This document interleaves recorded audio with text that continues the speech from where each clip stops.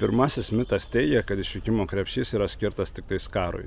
Ir iš tiesų didžioji dalis visuomenės Lietuvoje pirmą kartą apie išvykimo krepšį išgirdo prasidėjus karo Ukrainoje. Todėl nenuostabu, kad susiejo šios du elementus. Nepaisant to, jeigu mes pavartytumėm senus civilinės saugos vadovėlius, 30 metų, pavyzdžiui, pamatytumėm, kad ir pats pavadinimas, ir koncepcija išvykimo krepšį jau tenai buvo įdėta. Taigi išvykimo krepšys yra skirtas bet kokiai ekstremaliai situacijai, ne tik tais karui.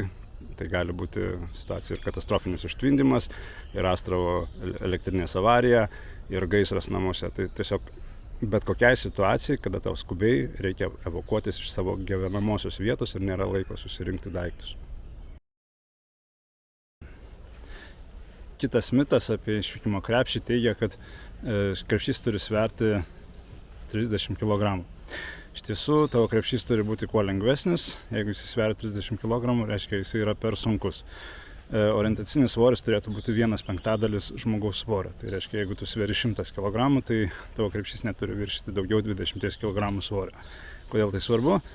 Nes tau reikės didelius atstumus eiti pėsčiomis, tau reikės nešti viską ant kupros ir kuo lengvesnis svoris, tuo tau bus lengviau.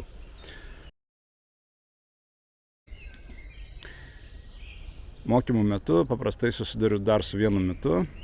Tai mitas kalba apie barterio valiutą, kad atseit tik tai cigaretės ir alkoholis yra būtent ta tikroji barterio valiuta. Ir jeigu nepamini šitų dalykų, tai žmonės sako, kad tavo krepšys yra netikras, netaisyklingas kažkoks. Bet iš tiesų čia labai susiaurinta šita barterio valiuta. Apskritai aš manau, kad cigaretės ir alkoholis čia atėjęs yra iš sovietinės tokios kalėjimų kultūros, nes šiaip barteriui tinka bet kas tuo metu turi perkamąją vertę. Tu turi vaistų nuo viduriavimo, skausmo, pavyzdžiui, kitam žmogui yra negalavimai, jisai tikrai daug ką tau atiduos už tos vaistus. Turi vandens karštą vasaros dieną, kitas neturi, už tą pusę litro buteliuko vandens, jisai tau bet ką atiduos. Už galimybę paskambinti artimiesiems, kai mano telefonas išsikrovęs, irgi žmonės daug ką galės paaukoti tam reikalui. Tai nenuvertinkim barterio valiutos iki cigarečių ir alkoholio, taip pat supraskime, kad barterio valiuta labai maža tikimybė, kad įsijungs iš karto. Paprastai principas yra toksai, kad mes iš pradžios atsiskaitinėjom banko kortelėmis, jeigu nebėra galimybės atsiskaityti banko kortelėmis, tada atsiskaitinėjom grynaisiais pinigais.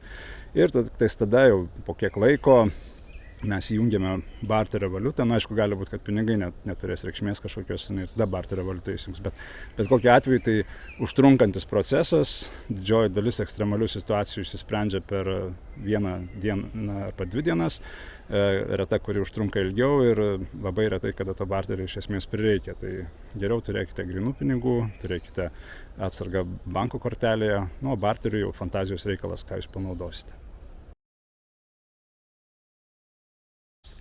Egzistuoja dar vienas įdomus mitas apie išvykimo krepšius, teigiantis, kad visose pasaulio miestuose, didžiuosiuose miestuose yra išdėlioti išvykimo krepšiai, kurie padėti ir kanalizacijose, ir transformatorinėse, ir dar kur tik nori. Lietuvoje šis mitas nelabai paplitęs, bet užsienyje tikrai esama. Tačiau tiesa ta, kad tokie krepšiai nėra išdėlioti, jie neegzistuoja. Ir kiek pavyko atsekti, tai greičiausiai šitas mitas kilo dėl to, kad žmonės išgirdo, kad kažkur tai viešose vietose yra padėti defibriliatoriai, taip pat pirmos pagalbos rinkiniai ir mitinė savimonė tai iškreipė iki išvykimo krepšių, kuriuose atseit padėti įvairūs reikmenys, tokie kaip vanduo, maistas, antklodės ir panašus dalykai. Ir atseit šitais krepšiais galėsi pasinaudoti ekstremalios situacijos metu. Taip, žmonės viliasi, žmonės tikisi, kad jais bus pasirūpinta, bet atminkime, kad pirmas 72 valandos yra priklausančios tik nuo mūsų ir mes turime gebėti 72 valandas pasirūpinti savimi patys. Daugiau tokių mitų galite paskaityti knygoje Išgyvenimo mitai, kurie gali būti lemtingi.